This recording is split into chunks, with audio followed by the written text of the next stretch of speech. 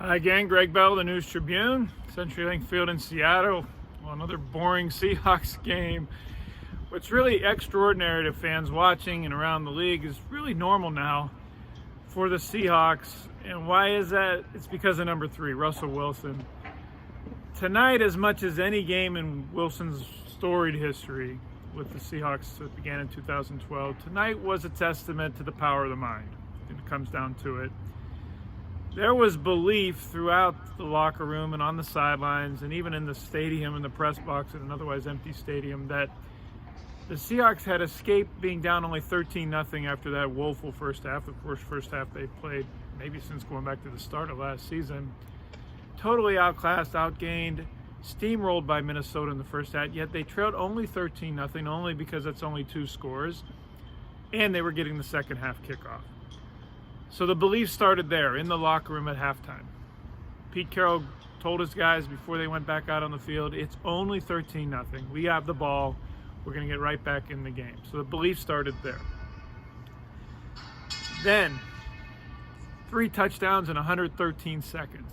Only the Seahawks type of spurt in a game go from 13-0 down, 21-13 up. KJ Wright's remarkable interception with one hand. You saw what happened there. Then the defense, as it is this season, gives it right back. The next 13 points in the game go to Minnesota. They take a 26-21 lead. That defense allows Minnesota to drive all the way down the field. With under 2 minutes to go, they're on the 6-yard line. It's back up. 3rd down. They're on the 10-yard line. End around play, 3rd down from the 10, 3rd and 4. End around play to Adam Thielen. Quandre Diggs made a really nice play to turn it in, but then missed the tackle after fighting off the block. But Benson Mayowa believed he could make the play, and he did. The defensive end came all the way from inside the formation and peeled off, made the tackle on Thielen after he got past Diggs, a yard short of the line to gain. 4th down. Mike Zimmer kicks a field goal. The Vikings coach, he would assure himself of at least overtime because they'd be up by 8. The Vikings would 29-21. He went for it on 4th and 1 from the 6th. The belief spread up and down the Seahawks sideline that the defense was going to make a play there to give the ball to Wilson in a 5-point game, and Wilson was going to drive down the field with 157 to win the game. Benson Mayowa believed.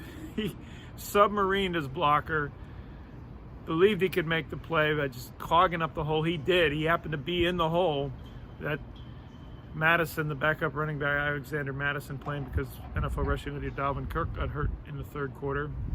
Madison had rolled to 112 yards before that play. Minnesota had rolled to 201 yards on the ground, so there's no reason for Zimmer to think, let's get the 1 more yard and win the game here. But Benson Mayowa believed, and he submarined his guy, got in the hole, blew up the play. He and Bobby Wagner making the tackle for no game on Madison. 5-point game still. When Russell Wilson took the field, the Seahawks knew they would win. They said it to themselves. It's easy to say now, but heck, he's done it 34 times in the 4th quarter and overtime, the most comeback victories in the NFL since 2012 when Wilson got in the league. Takes off on an 18-yard scramble on the first play, and here they go. 4th and 10, believe. The 4th and 10 play, he had Tyler Lockett on the right side, Metcalf out wide left. There was no doubt in my mind where he was throwing it. That was a product of throwing it to one-on-one with DK Metcalf, product of 2 things. 1, the 102-degree heat in Mexico and workouts that they did all off-season for about a month, working just Metcalf and Wilson, a vacation spot down in Mexico by themselves during a pandemic. 2, it was Cameron Dantzler, 3rd-round rookie draft pick for Minnesota. He'd been giving up big plays all through the Vikings' first 4 games when they were 1-3. I knew the Seahawks had game planned. Big plays, pivotal moments, the biggest plays, they were going at Dantzler. And they got Metcalf one-on-one on Dantzler down the left sidelines. Dantzler didn't even jump for the ball. He basically let Metcalf jump, was totally twisted into the ground on the play. Metcalf jumped over him. 39-yard catch on 4th and 10. 16-yard improv play, as he loves to do with Tyler Lockett. Russell Wilson did escape in a sack to get him to the 21. 15 yards to guess who? DK Metcalf to the 6. How much does he believe in Metcalf? 6 of the last 9 passes of the game by Wilson were to DK Metcalf. 4th and 6 at the 6 after 3 incompletions, 2 of them to Metcalf. They go double eagle formation. You saw it. They had Lockett and Metcalf out wide. Metcalf was outside Lockett. Lockett was in a wing. Lockett goes outside of Metcalf. Metcalf cuts across Freddie Swain from the right side. Interesting, it was Freddie Swain, by the way, on the final play, not David Moore. It goes from right to left. They cross each other, Metcalf from left to right. Wilson has enough time to wait for Metcalf. After the game, they said that he said he was scanning the entire field, but he was going to one guy on that play, and it was Metcalf. He had time for Metcalf to run across, throws the ball away from Mike Hughes, the defensive back from Minnesota, who was on Metcalf's hip. Metcalf did an expert job to get Hughes on the hip, throw leads right to him, and there was no way Metcalf was letting go of that ball for yet another improbable last play win for the Seahawks. 5-0 for the first time in franchise history, going in now to their bye week.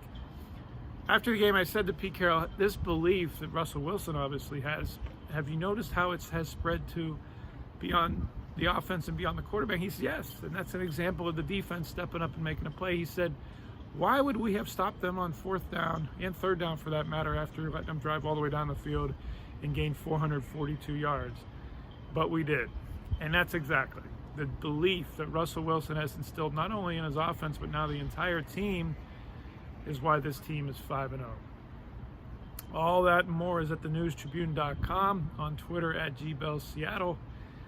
Pete Carroll will talk tomorrow, his day after press conference, and then they are scattering around Seattle. They're not going to and fro as they normally would in their bye week. They're going to be doing COVID testing all week. The NFL is keeping bye week teams in their testing protocols to keep this season going and trying to finish it on time. Thanks for watching. Have a good week.